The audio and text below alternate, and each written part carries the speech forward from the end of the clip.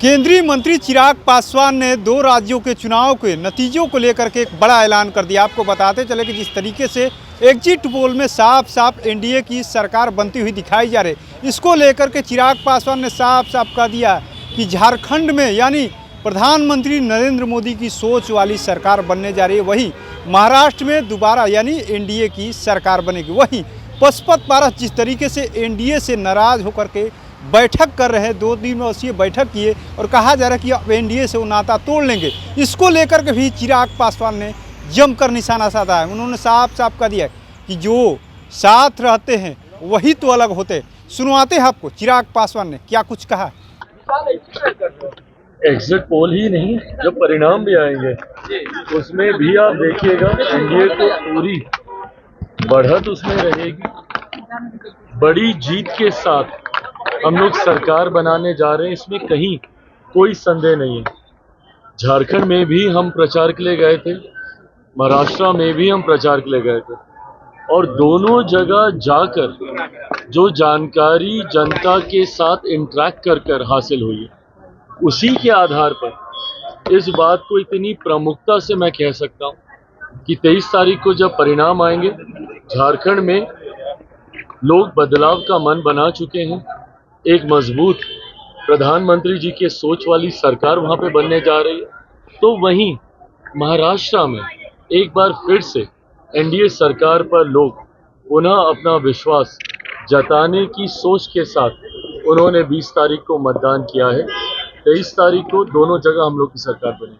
नियुक्ति पत्र कल बांटा गया है, उसको लेकर के क्रेडिट लेने की होड़ मची है। राजद के नेताओं के द्वारा कहा जा रहा है कि ये सब तो तेजस्वी यादव के नेतृत्व में तय हुआ था। प्रभु, सब उन्हीं के नेतृत्व में हुआ है।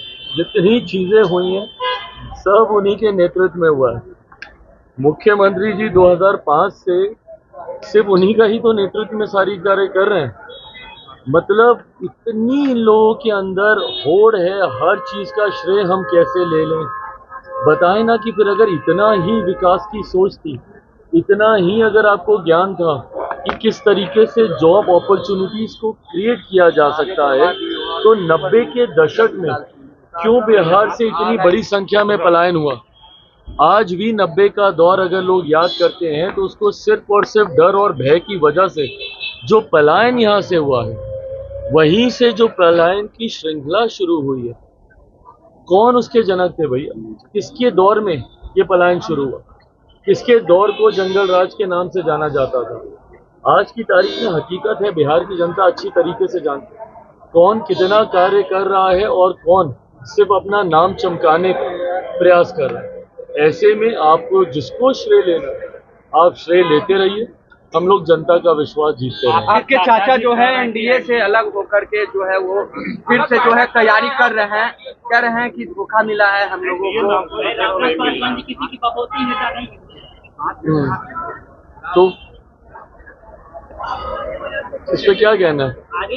एनडीए से अलग होने का उन्होंने तय कर लिया। उनकी अपनी पार्टी है, ये फैसला उनको लेना है। और देखिए, अलग तो वो होता है जो साथ में हो।